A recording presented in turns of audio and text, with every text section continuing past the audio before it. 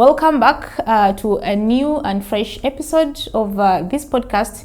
And today we are talking about something that covers very many young people in these times and digital area. We have young influencers. We have people who are leveraging the digital platforms for marketing their products. People are using the digital platforms for voicing their concerns. We have podcasters, we have influencers, and digital activists.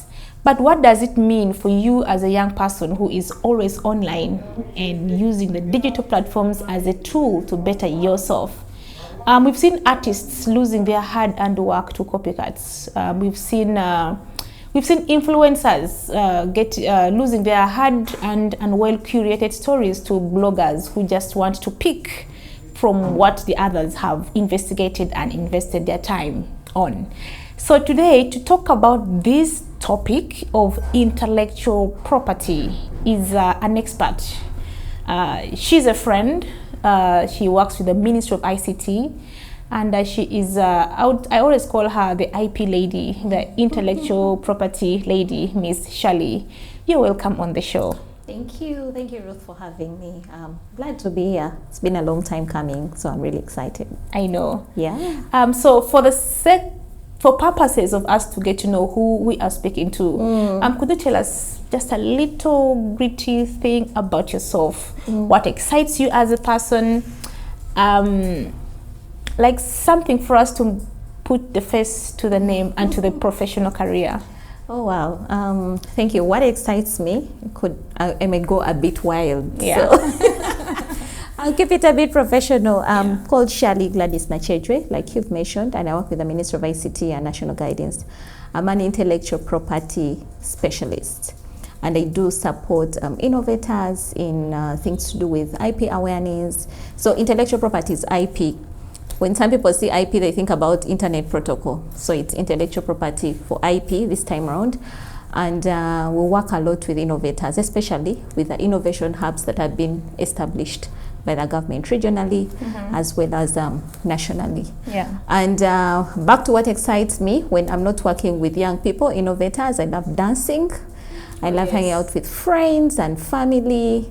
And yeah, I just love good vibes. Oh, wow. Yeah. Same here. Nice. Okay, so you mentioned IP, intellectual property. So for someone who is listening of that word for the first time, yeah, what would you want them to pick out of that phrase, intellectual property? It sounds like a jargon though, you know, so like try to break it down for us, like simplify the word intellectual property. Yeah, so young people are very innovative. That is the good thing, the gift that God has given us, especially the young people within our country, Uganda. And intellectual property is basically around us. When you look around you, everything has been created by someone. So IP is your brainchild. Yeah, you sit down on your desk, you think about something. What you have created is your intellectual property. And when we speak about intellectual property rights, because intellectual property, you having something does not make it yours unless you claim the ownership. So when we are talking about intellectual property rights, you're saying that, hey, it's a legal way of saying that, you know what, this is my work, this is my brainchild. Do not use it without my permission. Without my Do consent. not sell it, yes, without my consent, Yeah. because it is my original work. So basically that's it. Whatever you think about, everything around you, from the phones you hold, from the aesthetics that we see around us, IP is basically around us, and it is your ownership, what you have created, your own invention. Okay. You see, in Uganda right now, and I think also worldwide, we've seen a very high influx of digital content creators. Yeah. We have very many bloggers and people who are, I would say, our mouthpiece and the people who've rendered journalism worthless, you know? So people who break news before others, before the professional media houses out such news. How would you explain to them intellectual property? How are they supposed to guard this? You know, how can they wrap their minds around this whole intellectual property mambo jumbo? Yeah. I think the digital landscape is quite versatile, as I may say, and it's both a good and a bad thing. It's a good thing in a way that it does not limit your market boundaries, but it's also a bad thing because it exposes you. So you have to be more, more on your guard per se. Yeah. So for the young people out there creating content, we have lots of digital marketeers. We have lots of influencers, content creators. IP should be one of the things that they should interest themselves into, because when a young person is out there, there are some dance moves that as a young person you come up with, and then something unique because you have sat in a certain corner with your friends or by yourself, and then you have created that dance move that can actually, in most cases, these things are adopted, maybe put in a movie or put in a different music video. So you as a young person, when you do create that, you need to claim rights to that, because someone else is going to use it and make money out of it. So what happens to you? Of course, you will move on with your life, but it would be an added value if you had actually earned something of this, your creation. So with IP, we have, mainly for the digital platforms, we have 3 main types that could refer to us, that with digital content, working on digital platforms. The most common one and the easiest one that the young people could exploit is the copyright. Copyright, how it works is that the moment you do create something, you have written a script. The moment you have presented it somewhere in any form, it could be through a song, a poem, an art piece, or whatsoever, it is already yours. That's the interesting thing. But there is a but. You are recommended to take an extra step to seek for registration of that, because at the end of the day, it is yours. Yes, you can use it in any way, but what if I come and pick it up and then utilize it in any way that I want? Maybe I'm going to sell it, make copies out of it, and make money. And then many young people lose out in such a way. Because if you did not register in the first place, having the legal certification from URSB, then it is very difficult for you to claim that it is yours. So it's not a requirement, but it is recommended. Because when it comes to areas of infringement, you need to present something to show that it is your work. The other common one is the trademark. And this one is also very common because, they're also around us. We see brands, we see slogans, logos, names of products. That is basically a trademark, because it is how a trademark works. It is what will differentiate the Gender Tech podcast from any other podcast. How would I know that this is a Gender Tech podcast if I hadn't seen a logo or a slogan, something like that? So the trademark protection of those brands helps you maintain an added advantage within the market space, because then it is easier for me to identify a product when I go to a stall, that, this is this product, basically because of the logo. So or the name. So like in a nutshell, intellectual property helps to protect your earnings as a digital creator, and it helps to guard you from I would say unscrupulous people who just want to pick your work and then claim ownership. Yes, that is what it does. And it gives you leverage within the market space, because it will give you the confidence of exploiting it within the market. These are the products that you'll be able to to share across different platforms, because you have already protected them. The last one I want to interest you in, as well as the young people out there, is patent protection. So for patent, it's interesting in a way that it is not a matter of it's something new, because for copyright and trademarks, as long as it's new, you come up with a very beautiful logo, you can register it if it hasn't existed. But for patent protection, being new is not enough. It has to be industrially applicable. Can it be utilized within the ecosystem? So IP also helps us develop the industry in terms of advancement in technology. So when you put something within the ecosystem, it has to be something that can be utilized within the industry.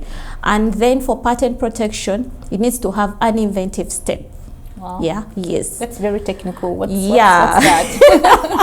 Let's break it down a little bit. So for the inventive step, this basically means, yes, when it's new, it's industrially applicable, but then is it not obvious to someone within who is technically empowered in that area?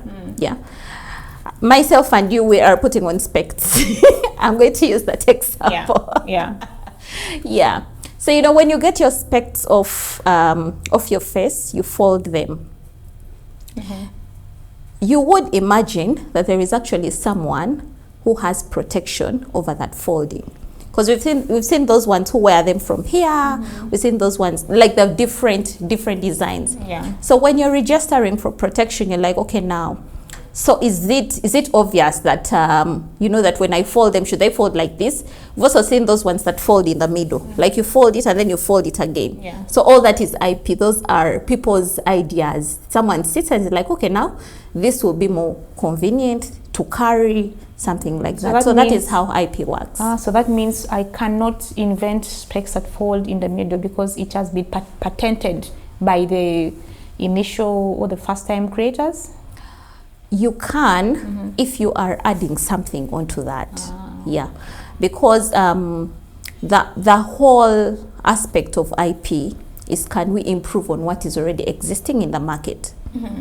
Taking from the example I've just given you, maybe the initial inventor had the first fold that we all know. Then the next person was like, okay, so after folding once, you can fold again. So you have to first get into a conversation with the first person who did the first fold, because unless you are coming out with a different way of doing it, that person already has rights. So you cannot just produce a product that is similar to what they are doing without getting, without having conversations with them. Maybe they just want acknowledgement. Maybe they want dividends from your sales. Perhaps they want, So those are the conversations that you can have with them, and then you can go ahead to do your invention as well on top of that. So that is how technology advances, basically. So you can do it. It could be a different way of folding. I'll give you an example of fonts. We have fonts that are folding vertically, then we have those that are folding, could I say maybe horizontally? All those are different inventions. So if mine was folding vertically and I'm not borrowing your technology, and I found a different method of maybe folding it diagonally, then I can go ahead. So that is my invention, because it has an added advantage within the market space. Okay, still in the realm of having very many creators, I do watch very many shorts, those YouTube shorts or TikTok shorts, and the challenges that people do online. Like, for example, you talked about copywriting your creation. Like, let's say you invented a dance move, and I've seen people's dance moves are being replicated, and people are doing the same dances, and they're making a killing out of it. These days social media has been monetized and people make money out of it. So I pick someone's dance move, I put the music in the background, I practice a couple of dance moves, and voila, it's breaking the internet. So does that mean we are also indirectly infringing on people's creations, people's inventions, or it's the big creators have normalized challenges? I ask this with a young or an upcoming digital creator in Uganda in mind, because lots of their content has been replicated, and others have used it. How does that play out in the intellectual property space? Okay, so there is I do create my dance move, going with the same example. I do create my dance move and I put it out there for circulation. We do these things for different reasons. Perhaps I would feel satisfied if it has gone viral. There is that, and it gives me enough satisfaction satisfaction that way.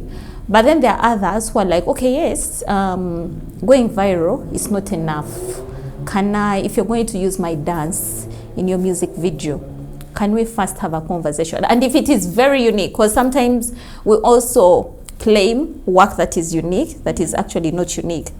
That is when IP comes in, because before you are given a certificate of ownership, your work is examined to see that it is new within the market space. So if it is really unique, you as the creator, you as the innovator, will have the right to say that for anybody to use this, you have to first speak to me. When you go to TikTok, there's some music, audios or sounds that you cannot use. So those are some of the examples. Oh, that makes sense. The others that you first have to pay for. There's some others that you have to first pay for. Others you just have to DM and let them know, can I use your work in my video? And they can let you know about their terms. That okay, perhaps you can use it, but acknowledge me.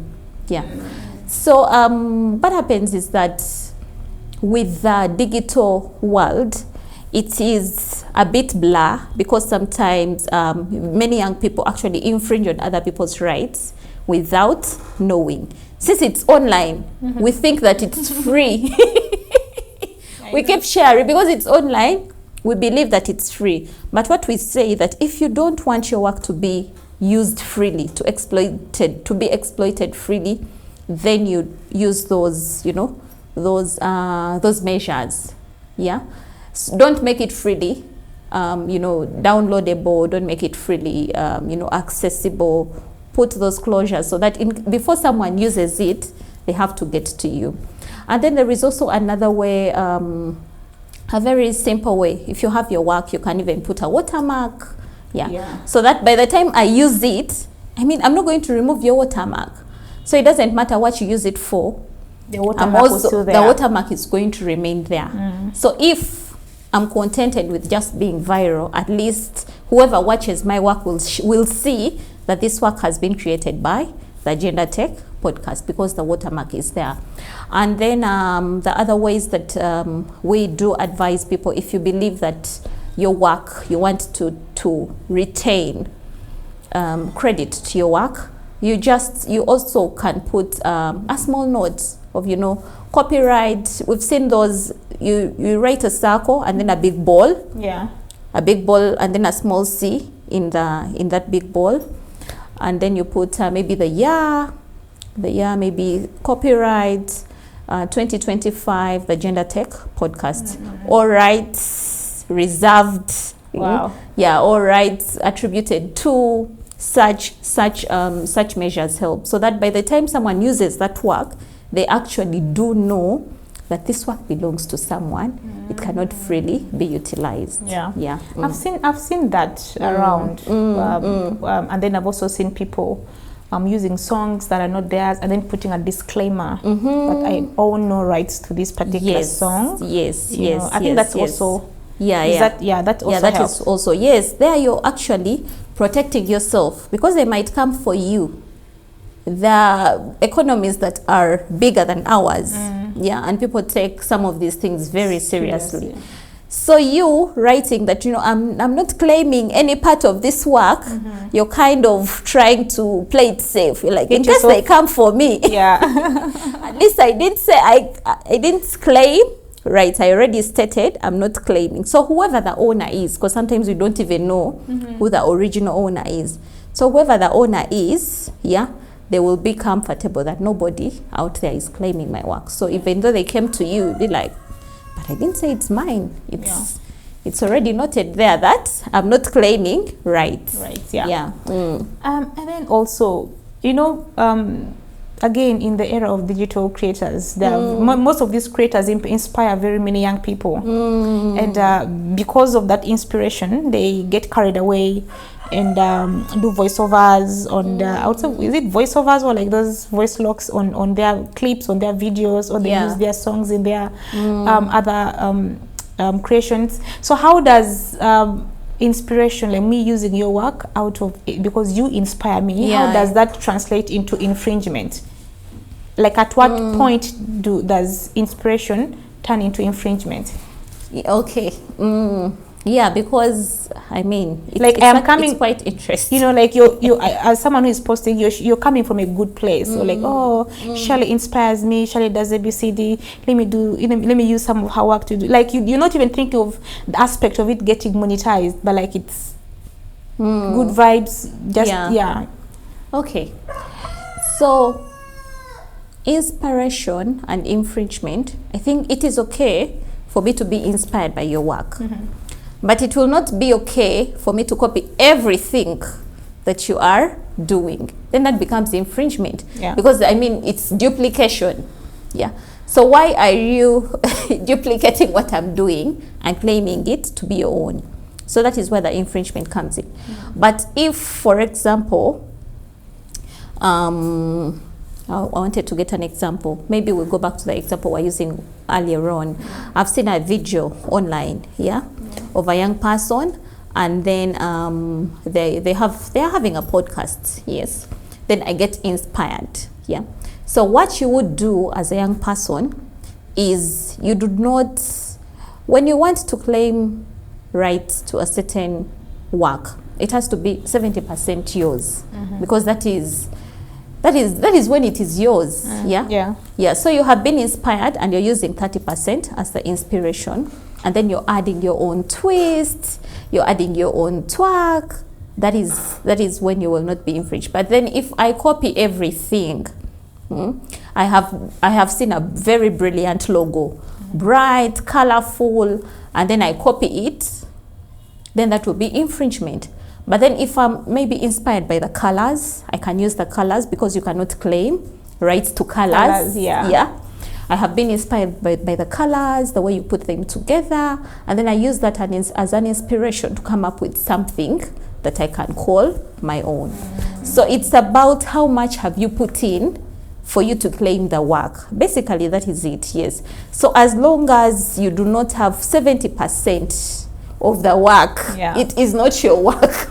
It's infringement. It is someone else's work, and even though you sat deep down by yourself, you'll be like, but this is not my work. So why are you claiming it in the first place? Okay, that takes me to something makes me curious. Like, at what point do I involve my lawyers? Let's say let's say my work has been someone has infringed on my work, and as someone works with the Ministry of ICT, are there certain steps that I need to take, certain precautions that I need to take, the people that I need to speak to before I call the lawyers? you know when you call the lawyers, that's like a point of no return.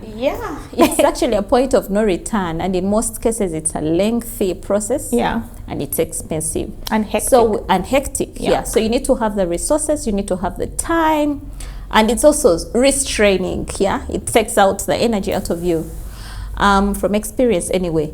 So what we do tell the young people is that in case you see your work out there, I have seen my logo, I do have my logo and I'm using it for my work. And then while I'm scrolling on Instagram, I see someone, they're using my logo, they're doing the same work that I'm doing. You reach out to them. And that is why we started our conversation with registration. Because if I reach out to you to tell you this is my work without proof, you will ask me, who says? Who said? Who said it's your? What shows? What shows? What shows it's your work? So you reach out to them, and then you let them know that, you know what, this is my work, and it's better if you do that with proof. If they are hesitant, because some infringers now, like someone who has copied your logo, and they're doing the same thing that you are doing, then they are intentional. Like they know what they're doing. It's not by mistake. They know what they're doing. So they will also be stubborn.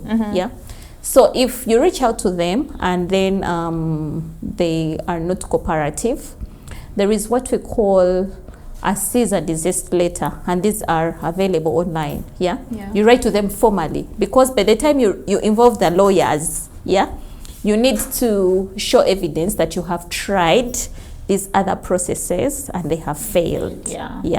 So there is what we call a cease and desist letter. A what? Cease and desist. Like stop using my work. Okay, cease and desist. Yes, okay. Cease and desist, yes. So you write to them, yeah, because now those are things that will be put on file that, I tried to reach out, but you're not cooperative. Yeah, so you write to them and let them know that, this is my work and I'm not comfortable you using it because you're confusing my clientele, yeah, and my equity within the market. Maybe perhaps they're even, watering down what you're doing, yeah, poor quality, everything, and the market space can easily be confused, yeah, because it's very dynamic, dynamic and fluid. Yeah. They can easily be swayed. Yeah. Oh, yeah. So you write to them, and if that does not work as well, then there is what we call mediation. Yeah, that is when the IP experts come in to try to examine, yeah, this work. Is it really the same? Is it the names that are confusing the market? Are the products the same? Are they different? Yeah, stuff like that. So you do involve a mediator, and it's quite cumbersome, hey? Yeah, it is. It is. But if it fails again with mediation, because mediation is like two of us sitting in the room and having a conversation with a neutral party. Okay. Yes, with a neutral party.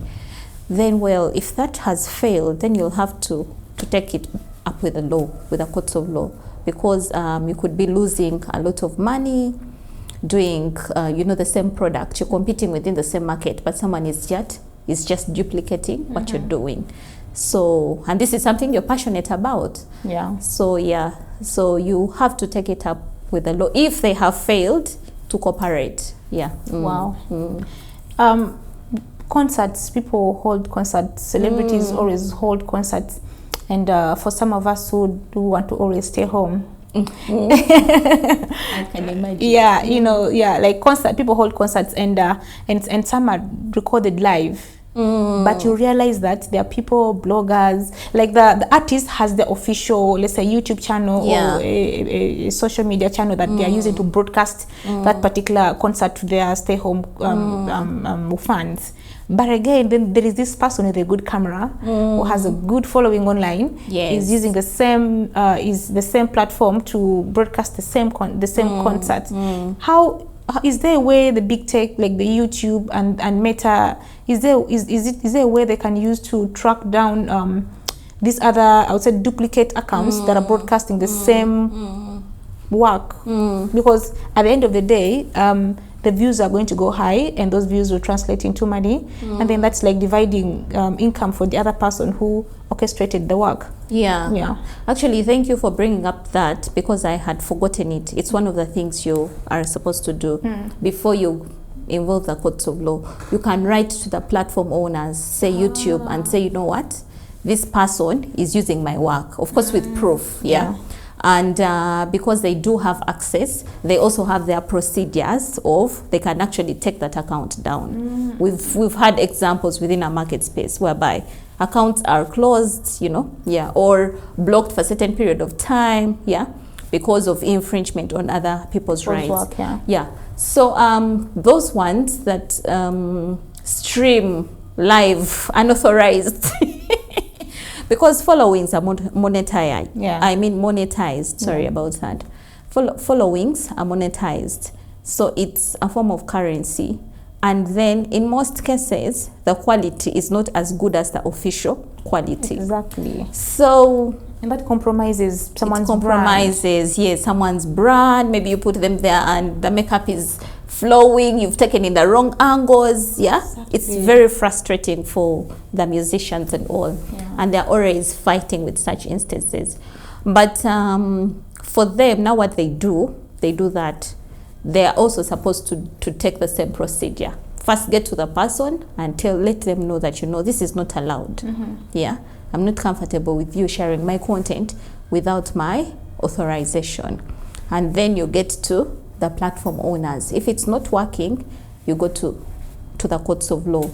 And I have seen some of them actually do come on their own platforms, and then say, this is the official platform, this is the official streaming platform trying to attract the audience to their platform instead of the duplicating platform.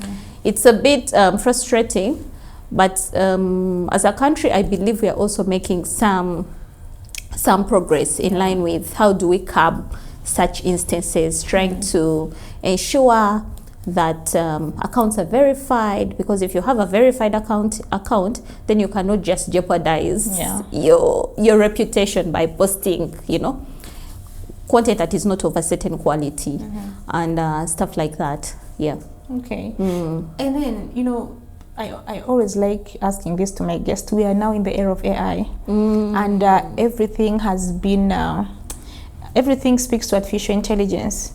That things like content creation, content moderation, and even the big tech also use AI to moderate the content infringement online. So can I use, as a person, as a young creator out there who wants to break into the space, of course, content creation takes a lot of brain work, a lot of creativity.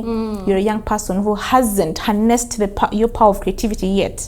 Can I start small by leveraging some of those AI generated content? Yeah. Or will my account be taken down? That you're using AI work. So, you have to be, your account has to be either blocked or tracked down. Now, is it legal anyway? Yeah. AI also wants to be credited. Oh wow. Yes, you have to. If you're using content that has been generated by AI, you have to credit. I don't know if you will take some notice. There's the instances when you go to the captions, it indicates AI generated content. So it also wants to be credited. Yeah. So if you do want to own work that has been created by AI, just like any other human, it has to be 70% your own work. So you use AI for the inspiration. We talked about inspirations earlier on. Yeah, you can use AI for the inspiration because we give it prompts. Yeah, you give it. We have to use AI. It's faster. It's efficient. It's on point. Yeah. But if we do want to own the work that has been created by AI, then we need to add our own human touch. That is what will make it your work. Yeah. Yeah. So if you don't want to add anything to the work,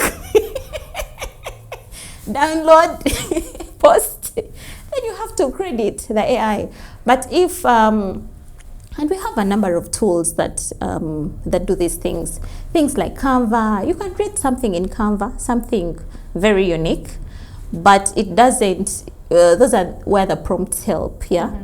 You put in your human touch. So that, we can be using the same tools, working on the same project, but we'll have different products because we are adding our own, our own intuition, that is how AI works. So we can use it very good, but we need to add our own human touch, something that will make you confident and say, wow, I created this. So AI is a tool.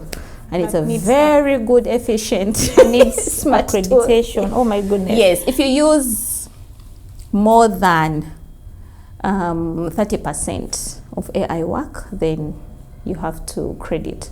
So I think maybe just to explain that a little bit, you can use it across, from the beginning to the end. Say, because it can present to you something and you're like, no, maybe make the people moving. Yeah, if you're creating a video per se, and then maybe it's the background, there are water waves in the background, and you're like, okay, now maybe make the people swim. So you give it prompts, and of course it will obey, but the important aspect is for it not to be 100% AI generated work. You have to add that human aspect for you to say, yes, this is my work. I think the situation is now getting worse. Just when we thought AI had come, and it's going to be an easy going for us, the lazy ones who don't want to use our brain to think and be innovative and creative. So with AI, you have to, like our expert has mentioned, you have to give it accreditation, otherwise you're going to be given a strike. And you know what strikes? There's like a warning. The next time you use our content without accreditation, we'll take you down. Yeah. I think it's also good. It's teaching us not to get things on a silver platter, because I'm sure someone out there was like, yes, I'm born in this right era. I can just click on AI and things move. That's stuff for you. It's not your work. Because what have you done? So, Shirely, women, we like aesthetics. What's your take on using aesthetics in such a very digitalized, competitive landscape? Yeah. Like, we like cute things that speak to our femininity. Yeah. Good thing it has come after AI, because that is the magic of AI. Yeah. It makes things become seamless. It makes, all the edges will come on point. So actually AI, because people out there think that, AI is there to chew data, Of course it does. Take the data, you feed it with the data, because most of them are learning models. So it needs the data, but then it also helps us improve our products and, make them visually appealing. That is aesthetics, basically. So, and that is one of the best ways we can exploit AI, improve on the aesthetics, make our product in terms of packaging. If you have a very good innovation, aesthetics will help you, package it in a very interesting way. If it is your podcast, for example, aesthetics will help you have maybe a great introduction. So basically aesthetics is about you do have a product. It's a groundbreaking product or service within the ecosystem. But for me to utilize your product as opposed to another product within the market system, it has to be visually appealing. Things as simple as user interfaces. We all use mobile phones. We all go to visit websites. But from experience, you can see that some applications you cannot use them. Because you're like, no, first of all, it doesn't, maybe I don't like the color green. Or maybe the way they write their fonts is not that appealing to me. The way they have arranged their icons is not the best. So aesthetics is something that we need to also embrace as we are utilizing AI, as we are navigating the digital landscape, to see how best our products can remain competitive within the market space. Because you'll not say that you're the only one who has a rider's application, for example. We've seen very many within the market space. But what takes you to Uber as opposed to Faras? It's because of that, visually appealing, experience. Before you actually go to utilize the platform itself, how does it look? Because these platforms might actually be offering the same services, but that visual appeal, when you go to a market stall, and you find water, what makes you choose water A over water B? So it cuts across. In a nutshell, it has to be appealing to your eyes. It has to be appealing to your eyes. It has to be appealing to your eyes and to your clientele. You said as women, we like things that look nice. That is very good. So you wouldn't go for a product that there are some colors that are more visually appealing to us. Like, no, even though it wasn't made for the woman, that particular product, you'll be like, no, I think this one is, I'll relate better with this as opposed to another application. So I think basically that is it. It's what they call, when I said about before you utilize the application, there is this term that they normally say about ladies, that beauty with brains. Many women out there might be brilliant, but the packaging, so it's the same thing with it's with that thing of how you package yourself. How you package yourself, how you package your product. It all makes sense now. It's a marketing application. There are very many marketing applications on the, on the platforms.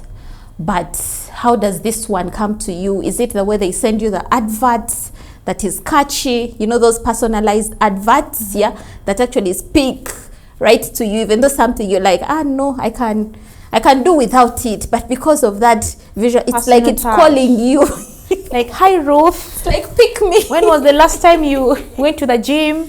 Yes. Something like that. So that is basically aesthetics. And while we are having conversations to do with IP, we are speaking about how can your products, on top of you protecting, because protecting is not enough, you have to walk your product to the market. So protection is very good, but how do you stay afloat. On top of, afloat, within the market space? Aesthetics is also very important.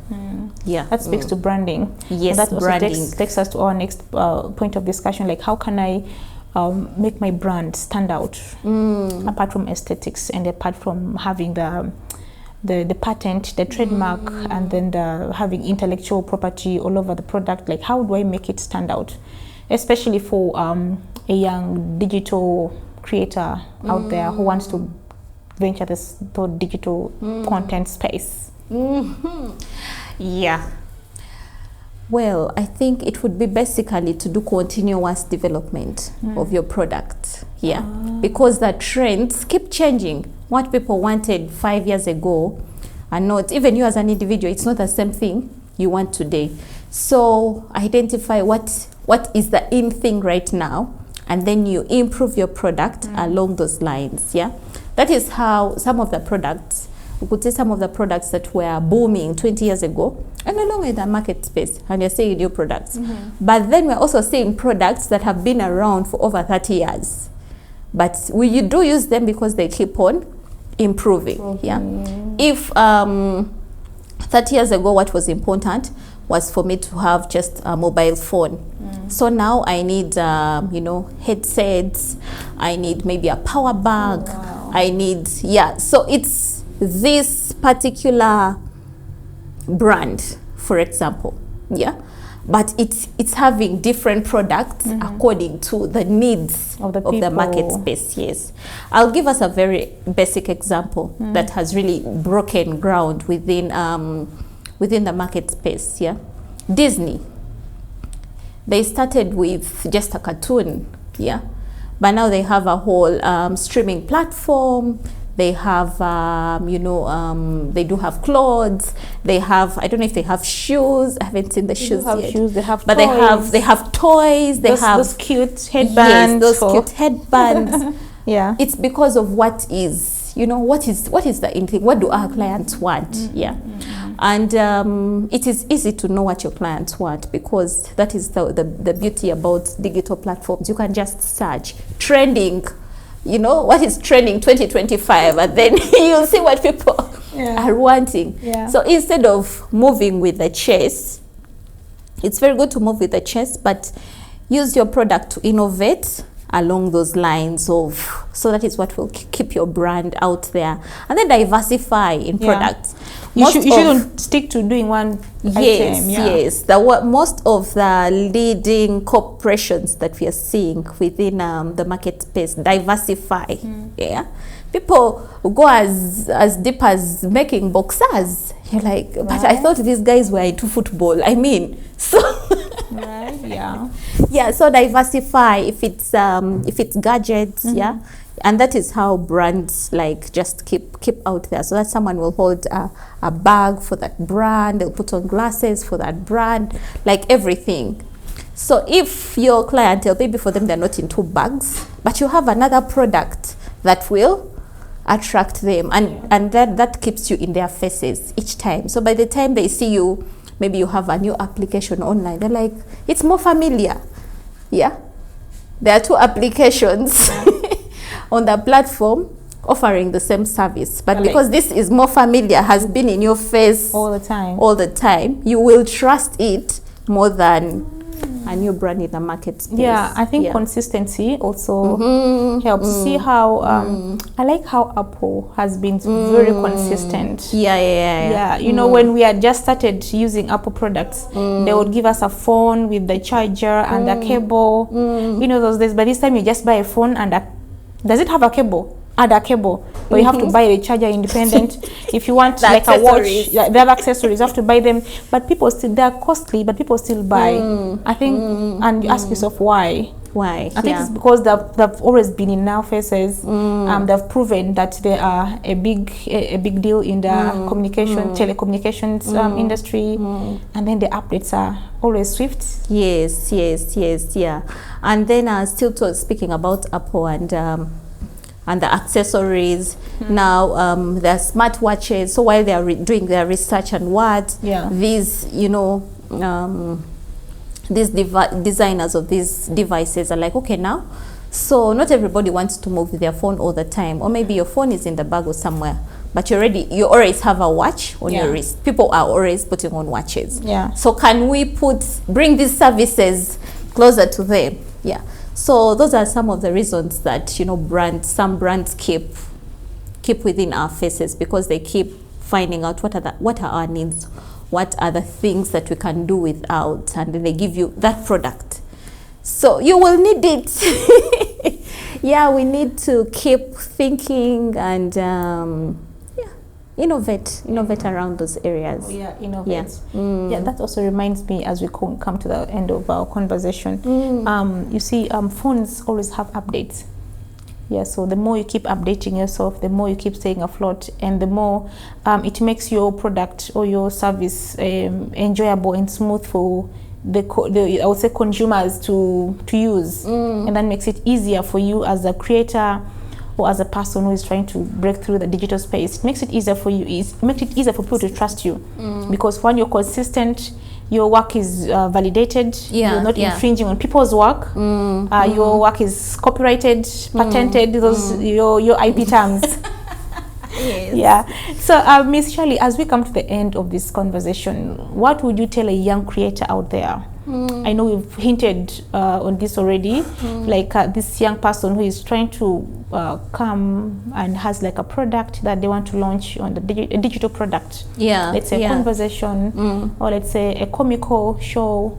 Like what in relation to intellectual property, like what as your parting shows, like what would you tell them? What should be their starting point? Should they just get a microphone, open up an account and start talking, or there is some nitty-gritty steps that they need to take before they go live? Before they go live. Okay, for a young person, I believe we all have our niche. So find your niche. Like I could be a musician, you could be a dancer. So because I'm very good at music, it's not necessarily going to work for you.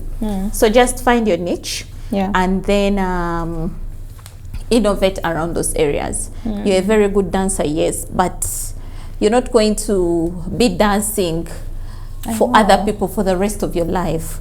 So can you maybe start maybe a dancing studio or something, and then what is different about the dancing so that is how innovators do it within your niche, within your talent, or what makes you happy. So innovate around those areas, but then whatever you do, document. Because at the end of the day, while you're navigating the intellectual property landscape, you'll always find infringers. People will always want to duplicate what you're doing. You'll always find copycats, and your only thing that will come to your rescue is a documentation that this was your original work. If it is a piece of work that maybe it's an art piece per se, or you're coming up with a beautiful design, maybe you have some sketches that show that this is your work. Digital work, you can even take a screenshot, and email it to yourself. Yes, email it to yourself with a timestamp to show that this is something I did in 2018. And you guys have come up here in 2026. What do you mean that it is your work? So document, protect, and then do continuous, research and development. Yes, document, protect, do continuous research and development, so that you can keep your clientele on their, on their toes. They're waiting for, okay, now what is the next thing? I love that place. I can go to that place and get well entertained, but what is the next thing? That's why we keep getting new music videos and albums and, you know, depending on what your clients do.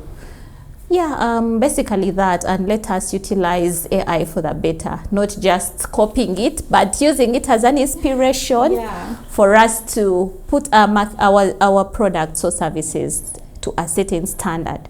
Because now you cannot, basically, if you produced work without AI assistance, it might not be as neat as, you know, as someone who has used AI. So it is here to support us, become more efficient. Some of the things, instead of wasting time, you know, writing a script, you can record and then AI will, you know, transcribe for you. So that is as simple as that. Yeah. Well, thank you so much, Miss Shirely, the IP lady.